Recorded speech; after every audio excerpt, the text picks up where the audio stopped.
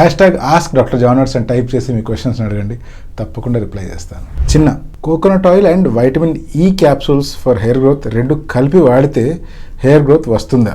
Please sir. Coconut oil ఉండేది తలలో apply చేసుకోవడానికి, వైటమిన్ ఈ క్యాప్సూల్ ఫామ్లో ఉండేది మీరు మింగితే అది పనిచేయడానికి. మింగాల్సిన క్యాప్సూల్ని దాన్ని పగలగొట్టి దాన్ని ఆయిల్లో కలిపి వాడతాము అంటే ఏం ఉపయోగం ఉంటుంది? ఆయిల్ వల్ల మనం తల మీద చేసే లైట్ మసాజ్ వల్ల బ్లడ్ సప్లై ఇంప్రూవ్ అవుతుంది కాబట్టి ఎంతో కొంత గ్రోత్ అయితే వస్తుంది.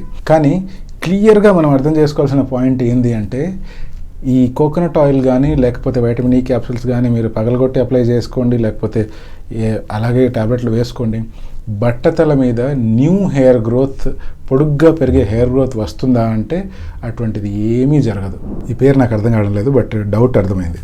సార్, మనం మా పేరెంట్స్ ఆర్ అదర్ పర్సన్స్ని డోనర్గా తీసుకొని ట్రాన్స్ప్లాంటేషన్ చేసుకోవచ్చా? కిడ్నీ ట్రాన్స్ప్లాంట్స్ కానీ లేకపోతే lung transplant or other body organ transplants కోసం అయితే నియర్ రిలేటివ్స్ కానీ లేదా అదర్ పీపుల్ని డోనర్గా తీసుకోవచ్చు. బట్ ఎప్పుడైతే హెయిర్ గురించి వస్తుందో హెయిర్ గ్రాఫ్ట్ని మాత్రం వేరే వ్యక్తివి ఎప్పటికీ కూడా మనం డోనర్గా వాడుకోవడానికి కుదరదు. సో మన రిలేటివ్స్ కానీ మన మదర్ కానీ ఫాదర్ కానీ సొంత దగ్గర బ్లడ్ రిలేటివ్స్ అయినా కూడా వాళ్ళ హెయిర్ని మనం హెయిర్ ట్రాన్స్ప్లాంటేషన్ కోసం వాడుకోలేము.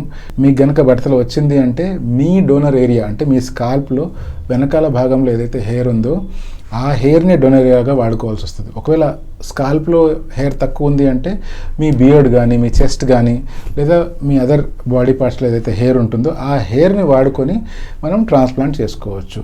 వేరే person no. Shivakumar, hi sir, my age is 24. I lost my hair in temple areas, male pattern, and ఫ్రంట్లో హెయిర్ థిన్ అవుతుంది. సో హెస్టీ చేసుకోవాలి అంటే ఏ method better? FUT, FUE, neograft, advanced 4th generation FUE, bio FUE, Gen 3 HT. ఇప్పుడు మీరు mention చేసిన ఇన్ని రకాల హెయిర్ ట్రాన్స్ప్లాంటేషన్లు డివైడ్ చేస్తే రెండే రకాలు, ఒకటి FUT, మిగతా అవన్నీ FUEలే. దానికి కొంచెం ఏదైనా మెథడ్ అడ్వాన్స్మెంట్ యాడ్ చేసి ఉంటారు అంతే. అండ్ డిఫరెన్సెస్ కూడా హార్డ్లీ 1 to 1.5%, అంతకంటే పెద్దగా తేడా ఏం రాదు. సో నిజంగా హెయిర్ ట్రాన్స్ప్లాంట్ చేయించుకోవాలి అంటే FUE చేసుకోండి, దట్ ఈస్ బెటర్.